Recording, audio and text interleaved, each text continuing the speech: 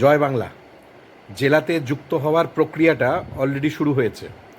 আমি কয়েকটি জেলাতে ইতিমধ্যেই আপনাদের নাম্বারগুলো জেলাভিত্তিক হ্যান্ডওভার করেছি এবং সামনের দিনে বাকি জেলাগুলোও করতে থাকব।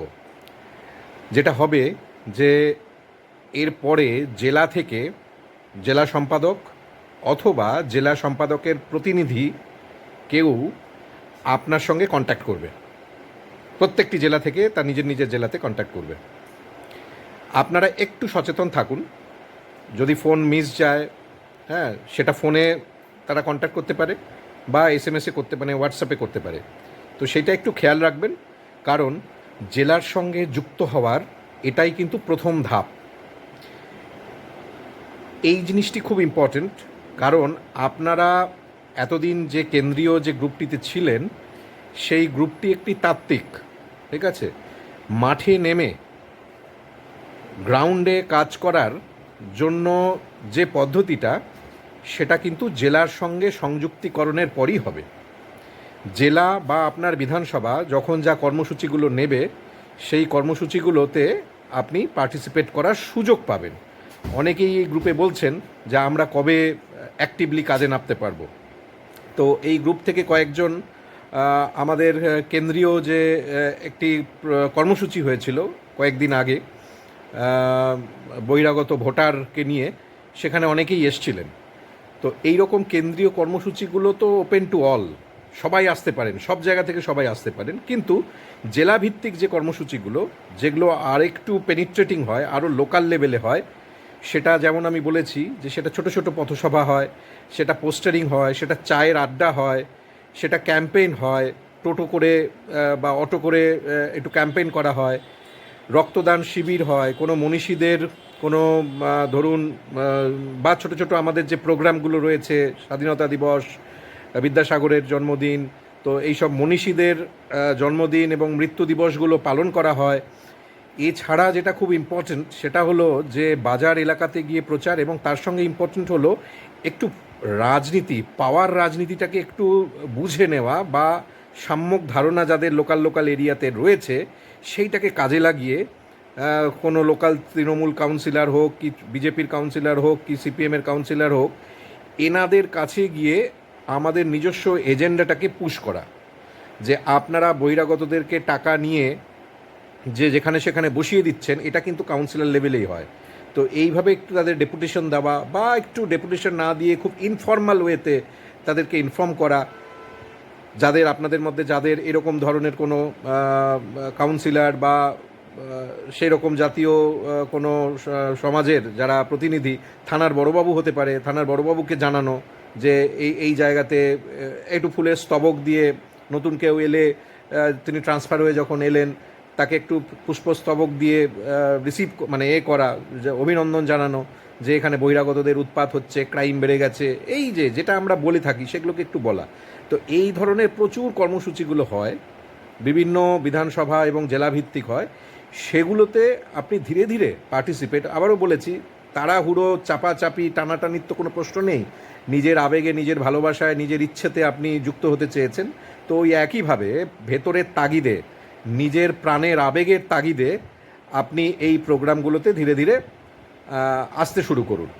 এবং এই আশার মধ্য দিয়ে যেটা হবে, যেটা বৃহত্তর হবে, বৃহত্তর পরিবার ফরমেশন যেটা বলি আমরা, গঠনটা, সেটা প্রকৃত অর্থে হবে। ঘরে বসে তো আপনার বন্ধুত্ব হয় না।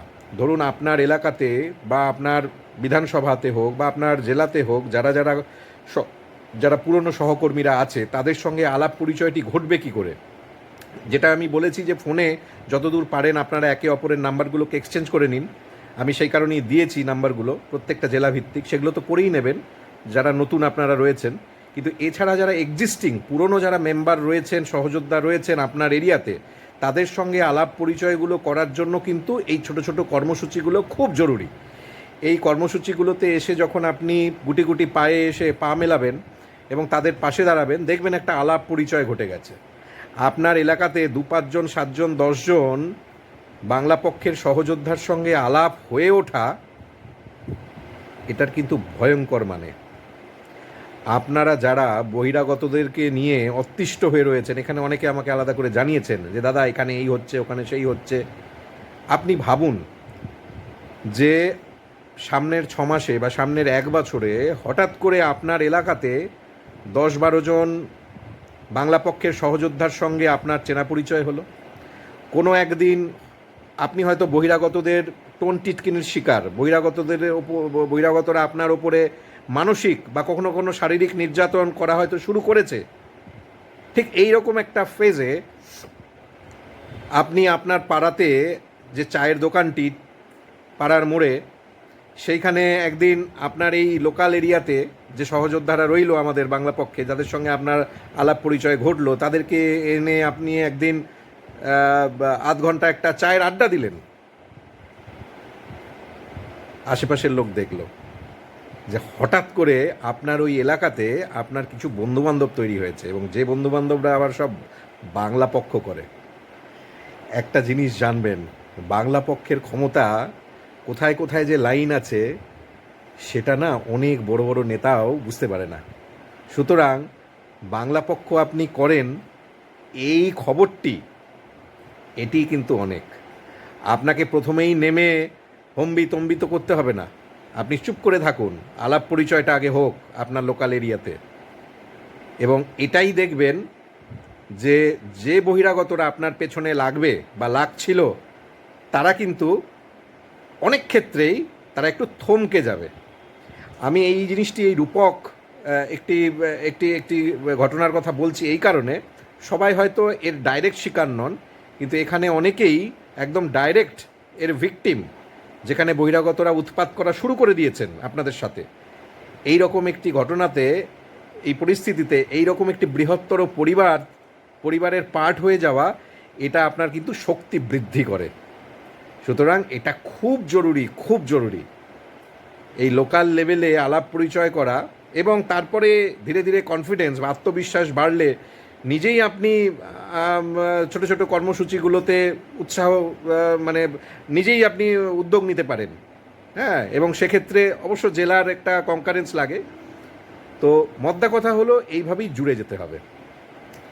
আরেকটি কথা, সেটা হলো যে আমাদের তো আপনারা জানেন যে প্রত্যেকটা জেলাভিত্তিক সংগঠন আমাদের তৈরি হয়ে গেছে, অধিকাংশ বিধানসভা ভিত্তিকও আমাদের কমিটি তৈরি হয়ে গেছে, কিন্তু কিছু কিছু বিধানসভাতে এখনও কমিটি তৈরি হয়নি। ধরুন এই গ্রুপে অনেকে বলবো না, কিছু কয়েকজন হয়তো সেই রকম গ্রুপেই, সেই রকম বিধানসভাতেই তারা থাকেন, তারা যে বিধানসভাতে এখনও আমাদের কমিটিটা তৈরি হয়নি। তাহলে কি হবে? তিনি একটু হতাশ হবেন। তিনি দেখলেন যে পাশের বিধানসভাতে 10 জন অলরেডি এক্সিস্টিং বাংলা পক্ষের অ্যাক্টিভ সহযোদ্ধা রয়েছেন। তিনি সেখানে গিয়ে বেশ একটা যেন সাজানো বাগান পেলেন, একটা যেন প্রথমেই শক্তি পেয়ে গেলেন যে বাহ, আমার পাশে, আমারই পাড়ার আশেপাশের 8-10টা ছেলের সঙ্গে আমার আলাপ পরিচয় ঘটে গেছে বা ঘটে যাবে।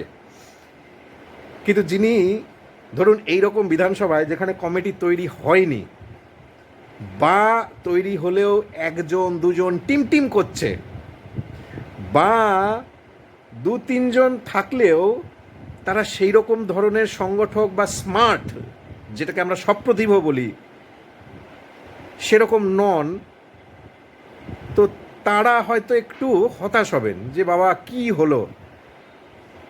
দেখুন, সবাই যে সাজানো বাগান পাবে পৃথিবীতে এ তো হয় না, পেলে তো সবচেয়ে ভালো হতো। তা আপনি যে কজন পাবেন না, এটা ঠিক যে ইনিশিয়ালি একটু অসুবিধে হবে, কিন্তু একটা সুবিধেও আছে। সুবিধেটা কি জানেন? এই রকম যারা দুর্বল বিধানসভাতে গিয়ে পড়বেন, তাদেরকে এক্সট্রা অ্যাটেনশন দেওয়া হয় কেন্দ্রীয় লেভেল থেকে এবং জেলা নেতৃত্ব থেকে, জেলা সম্পাদক বা তার প্রতিনিধিরা। বোঝা গেল? এবং হতে পারে যে আপনার হাত দিয়েই ভবিষ্যতে সেখানে বিধানসভার কমিটিটি তৈরি হলো, এবং সেখানেই আপনি নির্ণায়ক এবং সাংগঠনিক ভূমিকা নিলেন। এটা কিন্তু একটা বড় পাওনা যারা বাংলা পক্ষের সঙ্গে দীর্ঘমেয়াদী পরিকল্পনায় যুক্ত হতে চাইছেন। ওই একটু এলাম গেলাম তা নয়, তাদের হাত ধরেই যদি একটি বিধানসভা ইউনিট গঠিত হয়, তার মানে তিনিই কিন্তু নেতৃত্বের জায়গায় চলে যাচ্ছেন একটি বিধানসভায়। এবং একটি বিধানসভা হলো এই মুহূর্তে একটি মৌলিক ইউনিট, এবং সামনের দিনে যত যত মেম্বার্স যোগ হবে আপনারা জানেন যে প্রত্যেক 15 দিনে আমাদের সাথে নতুন নতুন সহযোদ্ধারা যুক্ত হচ্ছেন। তো খুব সামনেই 6 মাস 1 বছরে আপনার সেই বিধানসভাতে আরও নতুন ছেলে এসে জয়েন করবে এবং আপনি কিন্তু তখন তাদের মধ্যে অপেক্ষাকৃত পুরনো হলেন এবং এই পুরনো মেম্বার্সদেরকে কিন্তু আমরা একটা অন্য গুরুত্ব দিই, এইটা মাথায় রাখবেন। সুতরাং যিনি একা একা ফিল করছেন এটা আপনার জন্য একটা পজিটিভ একটা বার্তা, একটা পজিটিভ একটা অ্যাপ্রোচ হয়ে উঠতে পারে সামনের দিনে, কারণ আপনি নির্ণায়ক হয়ে যেতে পারেন সেই বিধানসভাতে। তো এইটা বলা। এছাড়া যেটা বলা সেটা হলো যে জেলা সংগঠন মানে জেলা নেতৃত্ব কিন্তু এখানে সর্বোচ্চ। আমরা রেজিমেন্টেশনে বিশ্বাস করি। আপনি যে মুহূর্তে জেলার হাতে গেলেন, জেলা নেতৃত্বকে অবজ্ঞা করে আপনার কিন্তু কোনো উপায় নেই। জেলা নেতৃত্ব, জেলা সম্পাদক, সহ সম্পাদক যেখানে যেখানে রয়েছেন তাদের সাথে কোঅপারেশন করে আপনাকে চলতেই হবে। হতে পারে আপনি হয়তো অনেক কিছু জানেন, ইনিশিয়ালি অনেক কিছু বুঝে গেছেন বাংলা পক্ষকে, বা আপনি হয়তো বাকিদের থেকে অনেক বেশি বুদ্ধি ধরেন, বা আপনি হয়তো বাকিদের চেয়ে অনেক বেশি স্মার্ট, অনেক বেশি সপ্রতিভ এবং অনেক বেশি ম্যাচিওর। অসুবিধে নেই। এই ম্যাচিউরিটিটাই থেকেই তো আসবে যে নেতৃত্বকে ফলো করা, নেতৃত্বকে সঙ্গে নিয়ে চলা, নেতৃত্বর ডিরেকশনসগুলোকে মানা, নিয়মানুবর্তিতাটাকে ফলো করা, এটি কিন্তু খুব দরকার। মাথায় রাখবেন যে যদি সত্যিই আপনার মধ্যে কোনো কোয়ালিটি থাকে, যে কোয়ালিটিটি মনে হচ্ছে যে বাকিদের থেকে একটু আলাদা, আমরা সেটাকে নোট ডাউন করি। আমাদের বিভিন্ন উপায় আছে নোট ডাউন করার। সুতরাং আমি বিধানসভাতে এসে আমি নিজেই সব বুঝে যাচ্ছি, এটি কিন্তু একদম ঠিক নয়। মাথায় রাখবেন আপনার বিধানসভা বা আপনার জেলাতে যারা কাজ করছেন তারা 3 বছর 4 বছর 5 বছর ধরে কেউ কেউ পুরনোরা কাজ করছেন, তারা অনেক বেশি বাংলা পক্ষকে চেনেন। হয়তো আপনার থেকে সে পার্সোনালিটিতে কম, আপনার থেকে সে সামাজিক প্রতিপত্তিতে কম, হয়তো কখনো কখনো আপনার থেকে বুদ্ধিতে কম, কিন্তু আপনার থেকে আবেগ এবং অংশীদারিত্বে অনেক অনেক বেশি। মাথায় রাখবেন সে অনেক দিন ধরে বাংলা পক্ষের সাথে আছে, অনেকগুলো সময়ে, এবং সুযোগ মতো ছোটো ছোটো কন্ট্রিবিউশন, ফিনান্সিয়াল কন্ট্রিবিউশন সে আমাদেরকে করেছে। সুতরাং তাকে আপনি এসেই তার মাথার উপরে চড়ে যাবেন, এটি হবে না। আমি জানি আপনারা এরকম ভাবছেন না, খুব অল্প আমাদের পূর্ব অভিজ্ঞতা থেকে আমরা দেখেছি 2-1 জন এইরকম লাইনে ভাবেন। তো তাদের জন্যও বলা যে এরকম ভাবলেও অসুবিধে একটু তো আছেই, কিন্তু ধৈর্য ধরুন, মানিয়ে চলুন জেলা নেতৃত্বর সঙ্গে, বা আপনার যারা সিনিয়র অর্থে বয়সে সিনিয়র নয়, প্রতিপত্তিতে সিনিয়র নয়, সামাজিক পরিচিতিতে সিনিয়র নয়, চাকরি বাকরি অর্থে সিনিয়র নয়, সিনিয়র হচ্ছে বাংলা পক্ষের অভিজ্ঞতায় এবং বাংলা পক্ষে কতদিন আগে সে যোগদান করেছে সেই অভিজ্ঞতাতে সে সিনিয়র। সুতরাং তার সঙ্গে আপনাকে মানিয়ে চলতে হবে। আবারও বলছি, আপনার মধ্যে এক্সট্রা অর্ডিনারি যদি কোনো কোয়ালিটি থেকে থাকে আমরা সেটা নোট ডাউন করব, এটি খুব জরুরি। আর লাস্ট যেটা বলা সেটা হচ্ছে, ভিডিওটি বড় হয়ে যাচ্ছে, লাস্ট যেটা বলা সেটা হলো যে অনেক উদ্দাম নিয়ে আপনারা হয়তো এসছেন, অনেক কিছু করবেন, অনেক কিছু ভাবছেন, এই করব সেই করব। নিঃসন্দেহে বাংলা পক্ষকে ভালোবেসে জুড়েছেন আমাদের সাথে, অনেক কিছু করার ইচ্ছে, কিন্তু না, তার একটা পদ্ধতি আছে। এই পদ্ধতিটা, এই রেজিমেন্টেশনটাকে একটু বুঝতে হবে। এসেই হুটহাট করে অনেক কিছু করা যায় না, জানেন। একটু নিয়ম মেনে দেখুন। আমরা প্রথমে আগে দেখুন যে আপনার জেলা বা আপনার বিধানসভা কিভাবে কাজ করছে, সেটাকে ফলো করে সেটাকে মানিয়ে নিন।